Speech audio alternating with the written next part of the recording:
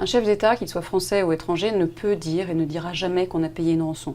Il est impossible, il est irresponsable, contre-productif d'affirmer qu'on a payé des ravisseurs contre une vie humaine. Ce serait tout simplement un pouce au rapt que d'avouer qu'on a payé. Donc il est évident qu'un chef d'État ne peut dire ça. François Hollande est tout à fait dans son rôle en disant qu'on n'a pas payé.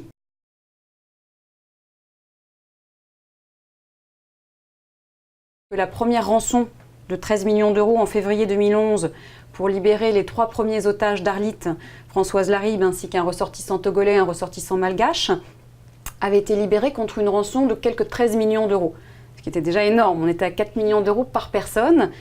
Aujourd'hui, quand on parle de 20 millions d'euros, ce serait quelque chose d'à peu près cohérent au niveau des prix. Même si c'était, ce qui n'est pas confirmé, si c'était l'État français qui avait payé cette vingtaine de millions d'euros sur ces fonds spéciaux, ensuite, peut-être qu'Areva et Vinci vont remercier le Niger d'une certaine manière. On sait que le Niger n'est pas un pays très riche, que Areva, avec son uranium, est une entreprise extrêmement importante pour le Niger, qui lui fournit énormément de ressources et de revenus. Et donc, il y aura des accords qui pourront être passés par la suite. Ça, c'est les semaines et surtout les mois qui viendront, qui nous le diront. Françoise Larribe, qui est une femme et qui n'était pas en très bonne santé, ainsi que les 2 Africains, avaient une moindre valeur pour Abou Zeid, mais une moindre valeur politique, puisque des Africains, par rapport à des Occidentaux, à des Français blancs, chrétiens, en tout cas dans l'imaginaire, étaient beaucoup plus importants que d'avoir des Africains.